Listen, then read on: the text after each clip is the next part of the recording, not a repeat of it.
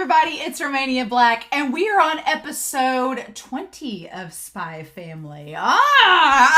These last several episodes have been absolutely hilarious, and I have loved them so much. So I have a few comments before we start. I've had a little bit of time to let some comments catch up with some previous episodes, which I'm really happy about. But yeah, this season, I want to talk about a few things, and it's not on the comments I was going to talk about, but Alexander Q and I were talking about that is kind of interesting that we're having a lot of like 2-part, 3-part episodes. I don't mind it because they're hilarious. And I've been told through previous comments that the manga had bonus chapters and extra chapters and kind of was like this to begin with before. I feel like the very last 4 or 5 episodes of this season are going to be its own arc, and that will set up for season 2. So they're just getting out. I think one commenter said that they're just getting some of these out of the way, which is fine. I don't want any hints or clues. I don't want somebody to be like, oh, the last arc's going to be about this. Don't tell me. I want to be totally surprised. But I have not minded these episodes because they've been absolutely wonderful and hilarious. And they're what I really like Spy Family for, is just that humor and kind of quirky, cute wholesomeness to it, right? But I do have a few comments before we start. I do agree in that vein with Christopher Peterson talking about how tonally it would make more sense if they would let the ridiculousness and kind of over-the-top zaniness be tied directly with just Anya, and then have the more serious, down-to-earth parts with just Loid. Because we were talking about Daybreak. What a weird character. But we were talking about Daybreak and how their antics kind of like get a little bit on the zany side for the Loid storylines and what we've seen with him so far. And I do agree with Christopher Peterson. It would be cool if like the more serious, gritty, down-to-earth stuff with Spy Family was left with like Loid and Yor, and then like the over-the-top ridiculous stuff was left with Anya because she's a kid. So it makes more sense that it could be over-the-top, and that's just like her imagination at work. So I do agree with you there, Christopher. I think that would be a really cool idea. Ashley Penn talks about how Yor and Anya, they go to imaginative extremes, but they are polar opposites. And I hadn't really thought about this until she brought it up. And I was like, oh yeah, Anya is like the ultimate optimist. Like, they're so positive, and she thinks that all of her plans are going to work. And she's like, I can't be foiled. So that when she is foiled, she's like, shock. And then you have Yor, who is negative and thinks that the absolute worst is going to happen. So it's kind of cool to see how Anya and Yor are very different in that regard, right? But also, Ashley Penn made note, because I was like, well, it seemed like Becky didn't get away with making the Loid-shaped animal at the end of episode 17, but Ashley noted that Becky did make an alligator, and the alligator is the exact same shade of green as Loid's suit. And I was like, she just worked her way in there, right? I thought that was really cool. Loid Green, as she called it, which is really good. And then finally, John Smith. John Smith did a really cool thing that in these last several episodes, especially the ones with focus on Damien, like episode 19 and episode 18, Damien, in any other shonen series would be like the protagonist, and Anya would be the manic pixie dream girl. She would, because she's like, the way that John Smith described it, it was great. It was like she's been sent in to help Damien solve his life problems. And it's like, yeah, that's kind of the role of a manic pixie dream girl. Is she comes in, she's kind of quirky, weird, has some kind of like off trait, and she helps the protagonist like solve his problems and become a better person and be his life coach. And that's kind of what on the outside, if Damien were the protagonist, it would seem Anya is like. But what's so great about Spy Family is that we see from Anya's perspective, that's not the case at all. And half the time she's just like, get it together. And just like, she's not trying to be his life coach. So, man, I loved that comment, John Smith. That was really, really cool. But we get it from the opposite perspective with Anya, and it works so much better. Because, yeah, episode 19, I absolutely love when they're all singing Kumbaya and holding hands, and Anya's just standing there like, what is wrong with all of you? So good. So good. But yeah, I've really enjoyed Spy Family. I can't believe we're down to like the last 6 episodes of this second core. It's gone by really quickly. And I feel like there's not been a lot plot-wise that has happened in the second core, but there's been a lot of character development and fun antics. So that's nice. I like that. But I am excited to see what's going to happen from here on in with our crew. So with that being the case, I'm excited to see what's going to happen for this episode of Spy Family. I hope you all are too. But I don't know. The last episode ended pretty definitively. There was like a clear cut into it. So we kind of are in uncharted waters now. So we'll see where it takes us. But we are going to start episode 20 of Spy Family. And we are going to do so here in 3, 2, 1, and let's go.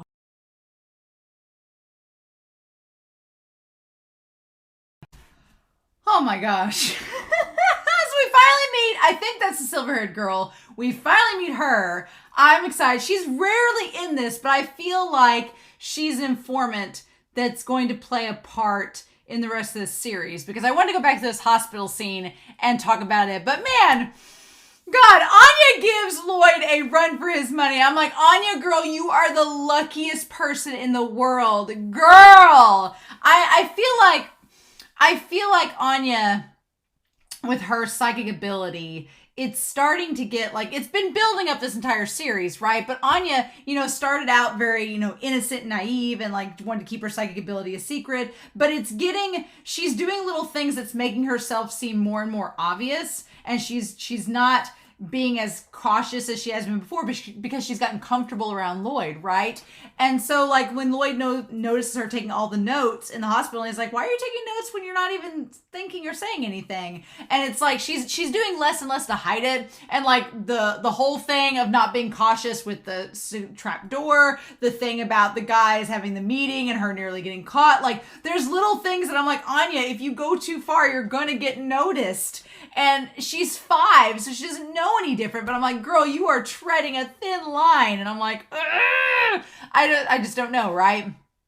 But yeah, so we established that there's been many different operations. Phase 1 of the operation is the pretend family to get into the prestigious school. That was season 1, getting in the prestigious school. It was all fine. And now she's gotten Estella, 1 of 8. And so that's been phase 1. Phase 2 is to become the Imperial Scholar and get into the social gathering with Desmond. And we have the whole symbol of Desmond, the griffin holding the key, right? So that's been phase 2, which has been at a kind of a stagnant standstill most of this season, right? So what do we do about that? And so it's the idea that Loid is trying to get it to where she can get to that social gathering and get to Desmond, because he's kind of the key to all of this. Right? So I'm going to skip the OP, even though I love it so much. I do love the Sherlock theme with mission 2, which is investigate the hospital. So they're in social studies class. Okay, social studies, that's curious. In middle school, we did social studies, but it was more like history. So I guess the careers being tied to it kind of makes sense. I feel so bad for Henry, though, because Henry's like, well, you need to research an occupation that you're interested in. I mean, it could be your parents' place of work, or a local interviewer company if you wanted to go the easy route, or you can interview famous people through your parents' connections through a job you're interested in. Of course, if you'd like to know more about education, you could interview me as well. I'm like, I really was waiting for the joke to be that nobody interviewed Henry, which would be a sad joke, but I was waiting for that punchline and we didn't get it in this episode. I was like, dang it. He's like, I'm glad you tell you more about our hallowed profession. So you had to present on Friday with it. Okay. And Anya's like, obviously I'm going to go to my parents' place of work. Damien, it's interesting because Emil asks, is he going to interview his father? And Damien's like, if I can talk to him. I don't think he did, though, right? I'm not sure. I was curious to see what thing Damien had gotten. I really was hoping that this episode had been drawn out to like one whole story instead of connecting the code deciphering. I really had wanted this first part to be longer because I feel like there's parts that they could have expanded upon, but maybe it's going to come back to play in the next episode. But this whole thing about investigating the general hospital, it could have been its own episode. We didn't even have to have the deciphering the code. It almost feels like stuff was left out, but I don't think it was. So I don't know. I'm sure a manga person will be saying something in the comments down below. I like that Becky's like, well, I'll just make it quick and ask my dad. Like, that's going to be easy. And Anya's like, well, I'm all about taking the easy way out in this case. And she's like, who am I going to interview? I like that at first she asks Yor because she's like, she knows that Loid's a spy. And she's like, let me ask Yor first. And then Yor goes on this entire spiel about her job and explaining to Anya the details of it. But here's the thing. Anya says, I'm supposed to watch you do your job and ask you about it, right? As Bond is like nudging up against her head. The crazy thing is that Yor's like, oh, what should I tell you about my profession? I love that Anya has like, instead of the little black dress, she has like the little like skirt that kind of goes down like yours does. And she has the flowers in her hair with the spikes like Yor does as well. Which granted, I'm just saying, if Anya ever wore an outfit like what Yor wears in front of Damien when they're adults, it's over. It's if it wasn't over before, it would be over then for Damien. And so I like that she's like, listen carefully, Miss Anya. She's like, I will show you the ways of my profession. And here's the thing. Yor, throughout this entire series, has came across as being not ditzy or airheaded, but just kind of like more innocent and kind of naive, maybe, especially about like the workings of the rest of the world compared to Loid. But it's almost like in her mind, how she describes her job and everything, she's so eloquent and detailed with it. It's kind of like Anya in a way when she's in her own mind describing things. It's fascinating because she says, first of all, she's like, I started this job so I could take care of my brother. And I love that the only thing color spotted in this entire flashback is the color of blood. I'm like, oh my God. But yeah, she started this job to take care of Yuri. And she's like, I started so I could do it. And now I'm very proud of it. She's like, even the shopkeeper was saying that this profession is similar to being in the army. She takes it very seriously. Like, the shopkeeper's telling her, it's like you're a person in the military, kind of like Yuri. And you're keeping people safe, right? The shopkeeper's saying it's important because we lay down our lives for our country. And she's like, oh, there's my next job. So she treats this like a military position too. And she's like, this person is my client. He's truly a traitorous pig. So what's interesting is that you have Loid, who's a spy, and it's not like he treats the opposition as traitorous pigs, but he does it instead saying that it's a mission for the sake of the country. But here Yor's like, no, this person's a traitor. They need to go for the sake of the country. And it's like, oh, he's done many horrific things that I couldn't possibly tell you about. And so then we see them like Naruto running towards the mission and doing their observation and Anya being so serious. It's so cute with her little boots. And Anya can keep up in her mind. I like that Yor also imagines that Anya can keep up too. That's a cute thing. And she's like, the shop will let me know how many enemies there are and how security is laid out. Okay, so the shop is where the shopkeeper is, and that's where they give her assignments. So it's kind of like the shop is sort of like Wise. Interesting. They give her all the intel for the missions and how security is. And I have to just get inside. And she's like, I usually kill my enemies on sight, but I must never kill the wrong person. So she talks about studying the briefing and the documents carefully. So again, she's like intricately laying out like how serious she takes her job and all the inner workings of it to know who she needs to kill and not kill. And she's like, there's nothing shameful about this work, so I can be confident. So again, that's her telling herself it's for the sake of my country. I'm doing it to save the people of it. That's why I'm going to these lengths. That it's justifying those acts, right? It's what makes my job worthwhile, that I'm cleaning up the filth of this country. Which is pretty crazy, right? And so then she comes in, when I think about the lives that are being protected by doing my job, then I feel extra strength flowing with every strike. So it's curious that you have Loid, who feels like that the job he's doing is protecting all the people. So it gives him the energy and the drive to keep going. And here she's like, when I think about all the people that I'm saving, much like Loid does, she's like, it gives her extra strength. So, God, it's great. I love the blood is also like pink in this flashback, so it's not grisly. She's like, what's essential in this job is honing my body and my techniques to their limits. So like, she's like, I not only have to be intelligent enough to understand the briefings, but I also have to like keep in physical shape so I can do this job. to the best of his extent. And she's like, I also had to study human anatomy, like who can't cook within an inch of her life, knows the inner workings of human anatomy and parkour. It's like, what? And she's like, I had to study human anatomy since I'm dealing with other humans. The least I can do is put them out of their misery as painlessly as possible. But the thing of it is, she like the way she slashes him and there's the blood everywhere. It's like, one slice would have done it. But she's like, I love she bows and she's like, I beg your pardon, but I'll be taking your life. Oh my God. And she did that from the beginning. And then, yeah, she just slices it. And I love that the blood is pixelated. She's like, for example, if you look the look of someone's neck, if you like slice the artery of someone's neck, then this happens. And I love that as the pixelated blood, it's just like they die rather quickly. And Anya's just like covered in the pixelated blood. Oh my God. And Anya's like, you could also precisely attack one's vital points like their brain or heart. She's like, oh, are you all right, Miss Anya? Oh my God. Let's just tell Loid that we went to a tomato festival. This was all in yours head. The tomato festival. Loid won't know about blood. And I was waiting for the punchline to drop, and then Anya's like, I'm gonna go to Loid's job. What's funny about this, after your agrees, what's funny about this is that Loid actually does have a job, because I've been wondering about this whole series.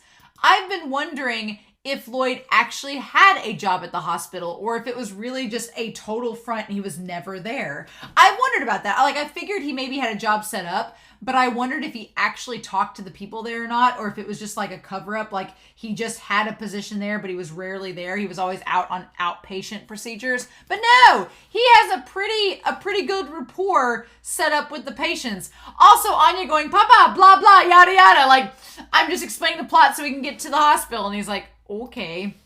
And I also love that she's in a Sherlock outfit. Like, she has a little magnifying glass and she's like ready to go. She's like, this is my investigation outfit because I'm investigating your place of work.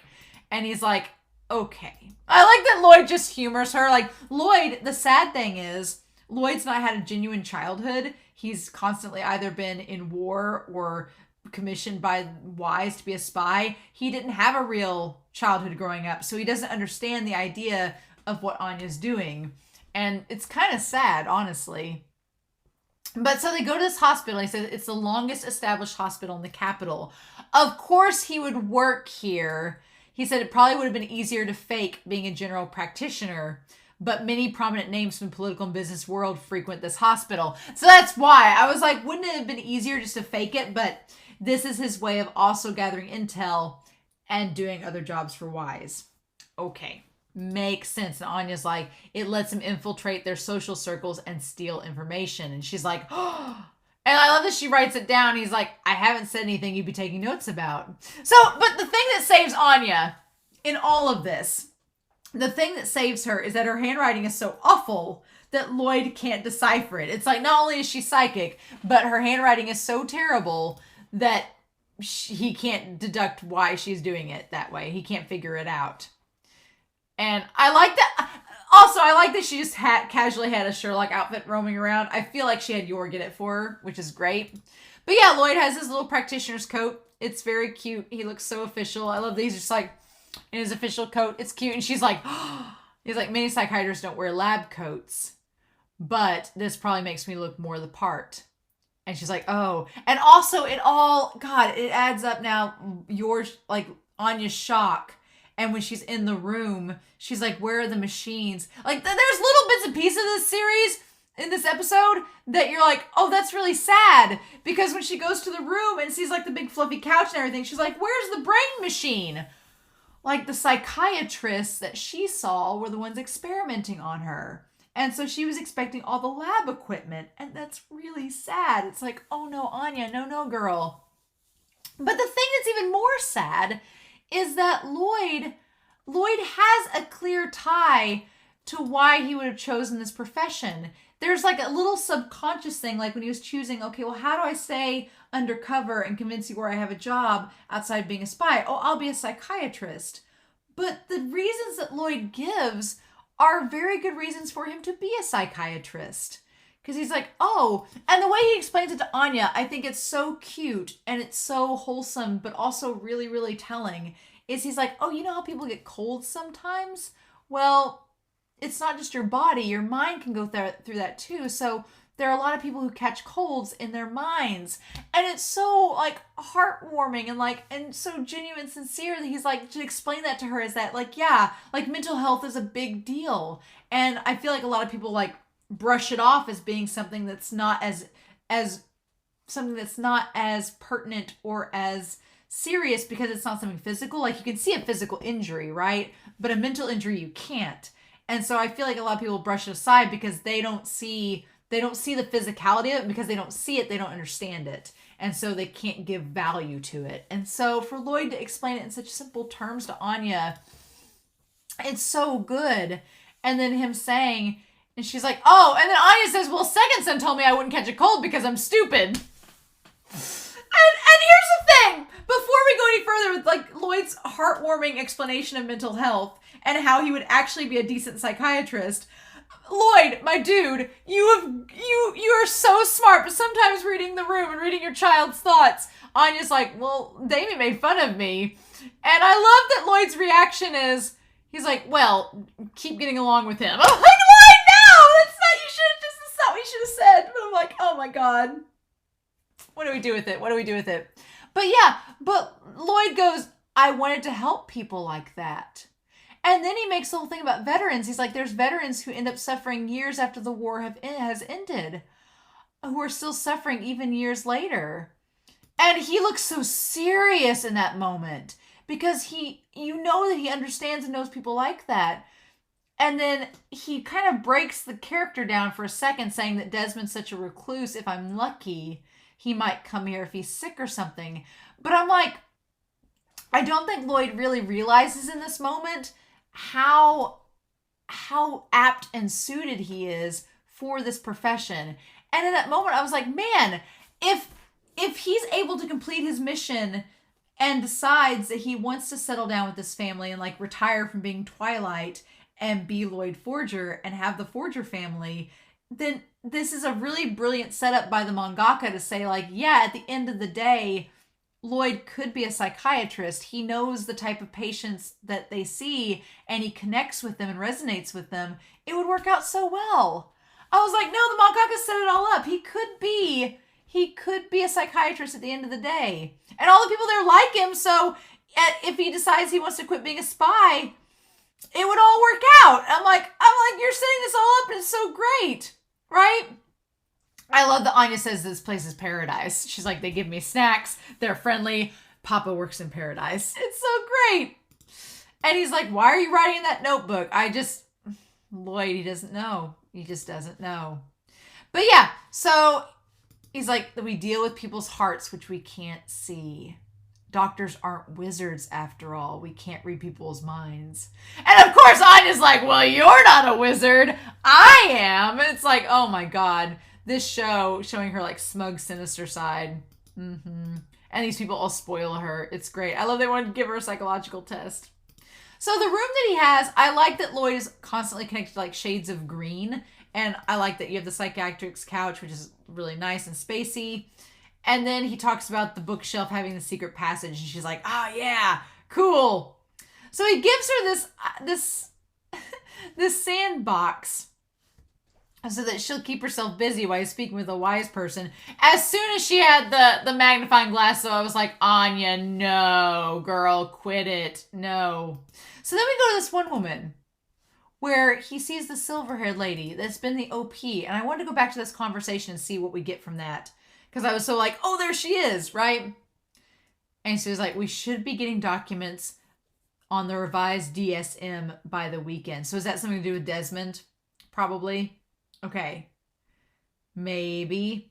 And it says top secret. A summary of reports from investigators. This report is prohibited from being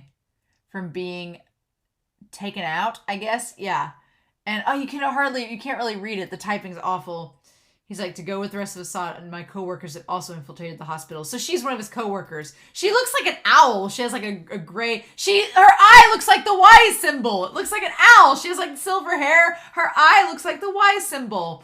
And so he's like, another separate mission.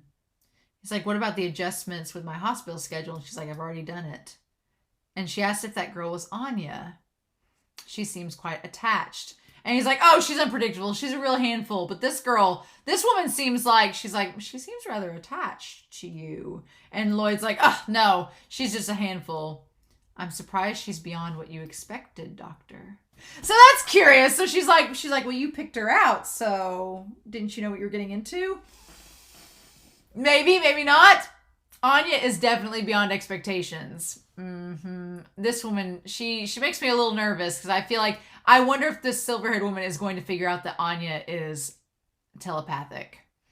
I don't know. She seems like she's maybe more sly than Loid knows about. But then Anya investigates. She like stumbles onto these guys having this meeting. And they talk about the psychic thing. And that 5% of cases reported have no explanation. And so they say from there, they're like, nonsense. They're like, those who go on about ghosts just suffer from mythomania. They're like, or they could be illusions caused by brain dysfunctions. And they're like, well, this is all clearly unscientific. And I like that Anya's like, oh, ghosts, cool. But then she gets stuck. And I like that she convinces them all that they think there are ghosts in the ceiling. It's great. And the facial expressions, the tension, I fully expected Loid to come up from behind from her and be like, yoink, like, what are you doing here? And get on to her. But that would have ruined everything. He would have then realized, how could she have known when he was thinking about the lever, but didn't say it out loud. So Anya is extremely lucky, because she could have very well been outed and that would have all been revealed in that moment. And I love that she just jumps the toys in, being like, I gotta make it look like I did something. And of course, Loid takes it the worst possible way and sees utter chaos. And is like, I've never seen this before. He's like, what's wrong with you, child? Like, Loid just looks so stressed. And she's like, I just dumped everything in. It's fine. And so, yeah, there's like an eraser. There's a lion toy. There's like all sorts of things. Oh my God. And the dinosaur. He's like, why are these half-buried dolls? She says it was they were all defeated by the bad guy's rolling sweep attack. The bad guy is Damien. And the rolling sweep attack was the one that he used in the last episode. Anya. I just love that Anya and Damien think that they're their own worst enemies, but Damien has a crush on her, and she doesn't quite realize what that is. Oh my God, it's amazing. And Loid's like, I don't know what to make of this, but it's a disaster. He thinks she's stressed. He thinks she's overly stressed. He's like, I couldn't even see the signs because I've been so busy. Loid thinks that this is all like leading things downhill with the mission. And Anya's like, no, it's fine. He's like, this is just me being silly. She did the best any child could endure at the time. And she's like, but to think the darkness within her heart had grown so much. And Anya's like, what? She's like, what is going on? She's like, I don't know what to say. This is the result of my own weakness and failure as a spy. I need to do something immediately. And I love that he instantly is like, why don't we go home? He tries to cover it by looking so soft and innocent. Anya's like, I mean, I guess. Oh my God, this whole thing is crazy. And she's like, I guess you could get me a bookstore thing. But yeah, he looks at her notes, and for a split second I was like, oh, he's gonna read something he couldn't, but her notes are awful. Oh my God. And then what did she say here? Anya's like, yours like, welcome home. Did you get to see Loid's amazing concussive recovery method? And he's like, wait, no. He's like, what? He's like, concussive? He's like, that was just for extreme emergencies. He's like, he punched and kicked his patients with such might. And Loid's like, no, don't say that. It was fantastic to witness. And he's like, And then Anya's like, Papa is filled with violence. The dysfunction of this family is amazing. Absolutely amazing. And so then Anya gets called up to give her elegant report to Professor Henderson and the rest of the class. And at first it starts okay. She talks about how her dad's a specialist in mental health and how everything's okay. And he works very hard every day by not sleeping or taking stomach medicine so his patients can have some piece of cake instead of peace of mind. It's cute, right? And of course, Becky's like, go on. He even wants to help people who had troubles during war times. And Becky's like, oh, how wonderful. Like, she's just like so enamored. And then I like that Henry's like, good show, Loid Forger. Good show. So elegant. But then it takes a dive. In order to build trust with his targets, he talks to them acidly and carefully. Oh my God. And he's like, targets? Wait, what? He's very desperate to make connections. And they're like, what? He golfs his workplace and creates shady channels.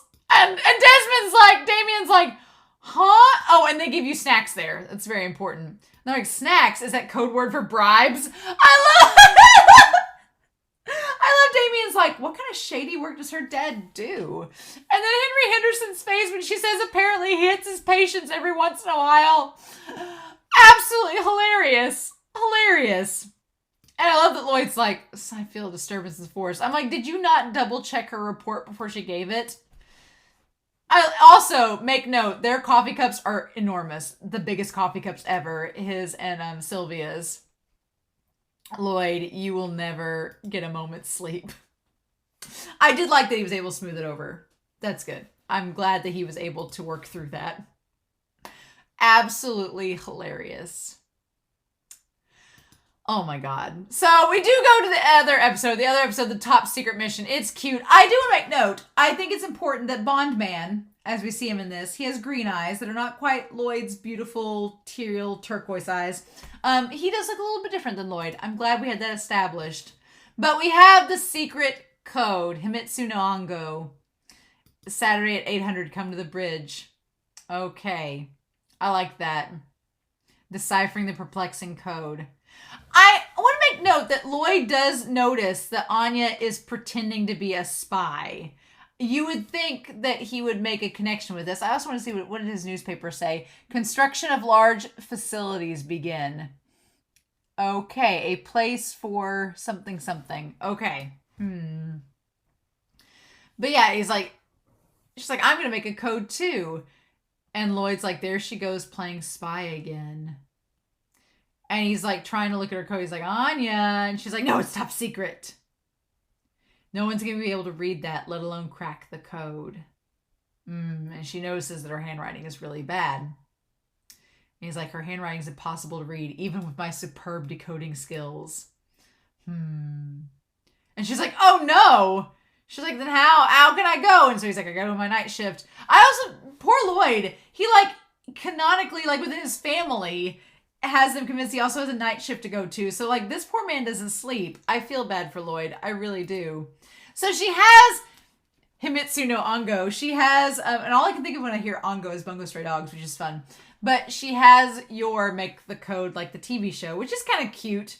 And I love that she gives like the secret message to Bond to deliver, as well as the postman. The postman's super cute. And he's like, you have to put a stamp on it, Miss Anya. And she's like, oh, I can't deliver my message. And then she goes to like, everything Anya does has an explanation, right? The secret code, the man there at the post office thinks that she's trying to send a letter, and it's cute. The ladies downstairs, their son also watches the same show, so they think that Anya is playing spy now. So now she has an alibi. They all think that she's playing spy. She gives it to Becky. She gives it to Frankie first and tells Frankie to take it. And Frankie looking for Loid, and she says no. And so I like that Frankie doesn't really question her too much. She's just like, go ahead. And she's like, top secret. And Frankie's like, wait, what? What is this? I thought for a second that Frankie would think that it was a secret code to actually go on a mission that she had come up with for them, but I'm glad he didn't believe that. I'm glad that Frankie didn't believe that Anya was delivering a top secret, wise code to him from Loid, because that would be too much. But then he thinks that she's delivering it from a woman, and I'm like, Frankie, what are we going to do with you? And so she gives Becky the top secret code. Becky thinks that it's like a quiz that they're supposed to be taking. And then I love that she just hands it to Damien. It's like, it's a secret code, try to crack it. Like, just shoves it in his face, gives him no options. And she's like, the way that she says, try to crack it. And Damien's like, because on the inside, Damien is internally screaming, being like, this girl just told me to crack a code. Is this flirting? What is this? And so his defense mechanism is like, I'm not going to crack the code. No. Why do I have to crack it? I'm not doing this. Crack it yourself. I love that he tries. The best part about Damien and Anya's relationship is that Anya does not realize that the things she does could come across to Damien as being totally flirting. And Damien's losing his mind and Anya has no clue. And if this dynamic continues like in the manga when they're adults or when they're in high school, I hope that dynamic does not change. I hope Anya still does not get it and Damien's like losing his mind because it's the best dynamic. I love it. But yeah, Anya is expecting someone to show up at the bridge. So she's sitting there like a mafia gear. She looks like she's from Hitman Reborn. I've not seen Hitman Reborn, but I know it was like all over Shonen Jump when I was younger. And I remember seeing it. She looks like a character off of that. It's kind of cute. But she has like the tie and everything. You cracked the code. And then who ends up with it but Frankie? I also like how Frankie has an arcade game and an Inspector Gadget claw and a guitar randomly in the back room. But Frankie, because Frankie is a lovesick puppy and is a romantic, assumes that Anya was given to her by a woman to give to Frankie. And it's like, no, it is not a love letter. And he shows up with his best suit and tie on, his eyes burnt from the sun, with like 24 roses. And the best informant of the East and the West. What a baka. And then, of course, Anya sleeps through the alarm because of Bond. Oh, my God. I really thought all these people would show up on the bridge. Like, I thought that Frankie would show up, Damien would show up, Becky would show up, and maybe Loid would all show up, and then Anya would be there being like, see, you all cracked my code. You can do it. I was expecting something like that. I guess for both parts of these episodes, I was expecting there to be a smidgen more. I was expecting there to be more to the Decipher the Perplexing Code short, and I was expecting there to be more to the Investigate the General Hospital plotline, but I guess there wasn't. I'm gonna be curious down below to know if there were anything extra with those plot lines, if you all saw anything or not, but I thought it was really cute. So, but yeah, these were really funny episodes and they were really cute, but on the one hand, Loid like totally has a profession he could do if the mission is solved and he decides to stay with his family. Now, Yor, on the other hand, I don't know about Yor, because assassination, that is her profession. So unless she's a housewife and that's it, what are we going to do about that? But we got introduced to the Silverhead lady. She was barely introduced, but I have a feeling she's going to show up further. She's not Sylvia. She is her own woman, so that's good to know. I'm very intrigued about her, but I feel like we're going to find that out. Maybe starting next episode, now that we've been introduced to the Silverhaired lady and she works in the hospital, maybe, and they've announced that there's like things happening, things getting bought out, plans and facilities being made, maybe we will see more with her starting in the next episode, because we only have 21, 22, 23, 24, 25. We have 5 episodes left. Maybe we'll start the next arc next episode and she'll be more prevalent in it. I'm not so sure, but I've liked all these episodes, but I do agree with Alexander Q from the last couple episodes that I want them to be full-blown episodes and to carry over into the plot. I've had some people tell me that stuff's been filler. Some people have said certain things have been bonus chapters or regular chapters. So I'm really curious to see what is filler and what's not. And I think it's a testament to the show that you don't know which is which. But I am ready. I feel like we've gotten lots of character development and little tiny things with the plot, but the plot's like moved like inches this second core since the whole, since the defusing of the bomb. And I'm excited for the final arc before this season ends, but I'm curious what it's going to be about. So there's that. But I don't want any spoilers, no hints or clues. We'll tackle it when we get to, but this was a really nice set of episodes. And I hope you all enjoyed this discussion and reaction. I feel like I rambled really quickly through these, but my mind is just like excited for what's to come, but soaking in all the humor that was in these episodes. And of course, Anya and Damien's dynamic. Chef's kiss. So I hope you all enjoyed this reaction discussion. I'm curious to know your thoughts down below. But in any case, I hope you all have a wonderful week. Please stay safe, take care, and yeah, I'll be back very soon with more Spy Family. Bye.